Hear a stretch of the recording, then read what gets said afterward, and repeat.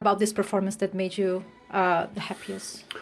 It's always difficult. So quite similar to Palace, and at the end we finish how we finish. But maybe we learned that, and really pleased for the clean sheet for a long time, for the victory. It was a tough month for us, for Saudi Arabia, for many things. But I think winning the World Cup champion helped us a lot in our mood, and very pleased to finish there. We are not top of the league. We are not far away. And 2 titles we won this season, so the group of the players are amazing. So the mood is good. So now rest a little bit. We have a few days off now. It will be good for all of us, and come back. Yeah, what a few days it's been. What a year it's been. No side, remember now, has won at the Etihad in any competition in 2023. The last Premier League team to do so, Brentford, way back in the May of the previous year. It's a big ask to win that many games, especially at home, just in the Premier League, let alone in the Champions League, getting to the finals and all the... It's a tough ask, but they did it. I think that what shows more impressive to me is the mental attitude to make that place a fortress. Because some teams do come there and frustrate you, and sometimes they have been behind in games, but they always seem to either claw them back, draw them or win them. And in terms of City's placing now, 2 points off the top. This time a year ago they were 7, and people were saying they were having a mini crisis this season. It looks ominous for the others. Yeah, that is a crisis for them, and they're still within touching distance. So get the big hitters back, and I think everybody should be worried about second place more than first. Okay. Rodri, congratulations on the win. Do you think it was the type of game that City, throughout the years, throughout the seasons, you guys really mastered this type of game that requires patience, short passes, and you've managed to really deal with it extremely well? Yeah, I think we learned from the last game from Crystal Palace for the same result, got the same feeling of the game that we were controlling, but at the end, 2 chances they have, they draw us. So yeah, we keep focusing. Sometimes it's more smart to keep the ball than attack, because you give the ball to them, and they didn't have the intention to jump to us. So we just have to keep the ball, let the time through, and important for us this victory. Your goal. Could you talk a little bit about the goal? Because Foden protects the ball, and then you act really quickly, and you really attack the ball to score. Yeah, I saw that pass in between the lines. That, to be fair, is the only way you can punish these kind of teams. They're so narrow in the sides. They always have one more man. So we put this ball inside, that we worked for it, and I thought that he could set to me. I chipped a little bit the ball to get the tackle, and then to be honest, I didn't have the intention to shoot, but they were dropping. Mm-hmm. So I said, I'm in the frontal area, I have to shoot. And that was goal. And Manchester City now unbeaten in their last 49 games that Rodri has started. They're up to 40 points into the top 3, just 2 behind the leaders, Liverpool. What a nice return it's been since they were crowned world champions. Couldn't ask for a better return, to be honest with you. I think coming back from that, sometimes when you win stuff, your first game is a little bit up and down, because obviously the mental side of it took to win that game, but they've come back and they played a hard game against Villa, came out of that well, and now they've done a professional job on Sheffield United, although I think they didn't get out of second gear.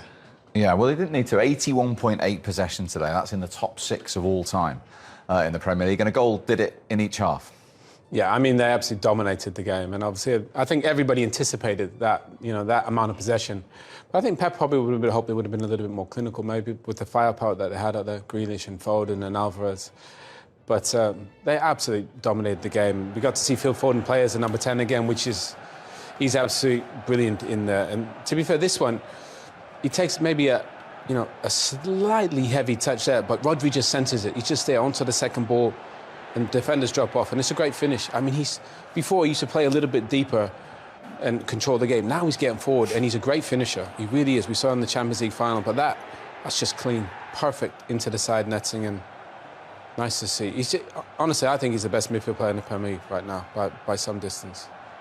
I would go as far as to say possibly in his position in the world, in respects to Rodri, but you never ever see him really hit the ball with his laces either. It's always just passes it in, and that's, for me, a hard art to master, and for a defensive midfielder to do it, I think is special. And unlike the last 3 home games where they gave away a lead, there was never a hint of that today. Julian Alvarez again amongst the goals, but you love the build-up to this. Yeah, the build-up was fantastic, especially from this little guy here, Oscar Bob. He's so composed, and the pass he sees through 3 players, and then Phil Foden's ball in was just as good, really. And Alvarez, what you want from your strikers to be going in at the back post, and we saw a chance like this in the Luton game, where he doesn't go forward, but he gambles here and he gets an easy tap in. I mean, ridiculous, all these players, aren't they? Oscar Bob, Phil Foden, Alvarez, Bernardo Silva. I mean, it's unfair, really. All these guys, they can link up and play together. And they're so sharp. I mean, to think they're missing, the best centre-forward in the world, the best creator in the world, and still playing like this is remarkable. 2-0 then today for the champions, and a clean sheet for the first time in 9 games. Here's what the manager thought about it. Pep Guadiola. With a 2-0 loss, and it would be against losing to Luton. I think you go there, anything is a bonus out of that game, and not conceding 6 or 7 is probably a bonus realistically with the possession they've had. But they kept their shape, they were disciplined, and we were saying like the 89th minute, 90th minute, and City lose the ball, and they're still pressing 4 or 5 players after the ball. They must have felt these are relentless. So to come away only conceding 2, it's got to be better than what it could have been. And in fairness to City, I think that side of it, even when they were having dodgy enough results, the idea of their relentlessness, it was still there, wasn't it? It's not like their level never drops in terms of the application, but can't really, or else you wouldn't be in a Pep Guardiola team. Yeah, that's almost the minimum you're going to get from Man City. Is they're going to work really hard without the ball.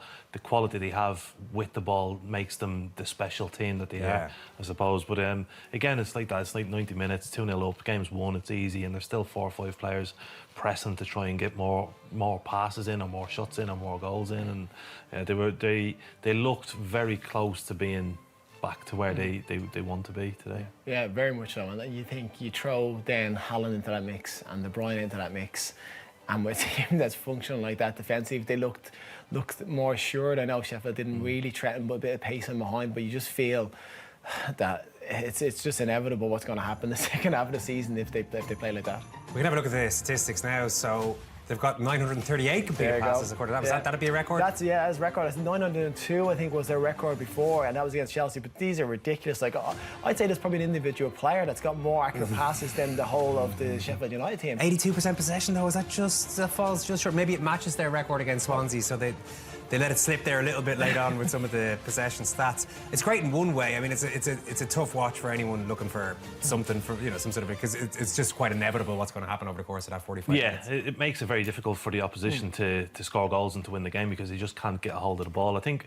when you're making 994 passes and 94% of them, the accuracy and the detail in that is what will impress Pep. It's not about just keeping it for keeping its sake, and it's keeping it with real quality, sharp passing all the time. And by the end of it, Sheffield United look knackered. They're out on their feet. They're being dragged from right to left the whole game, and yeah, it's difficult to play against. It's a range of passes as well. It's not just all short passes. They hit diags, and they're just like every ball that goes over the top to Guardiola or over to Walker, they're hitting their feet. They're not like played off the pitch. They're so accurate in everything they do, and you're watching it going, it's unimaginable the amount of times they keep the possession. You're making the point at half-time that it would start tiring them down, as Richard said it did eventually.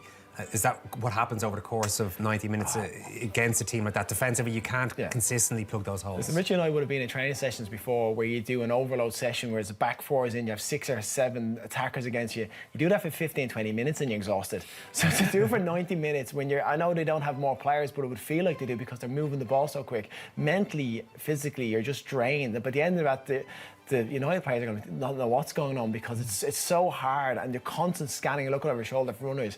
Just absolutely zaps you. That's a good description, is it? That it feels like you're playing against more than 11 men.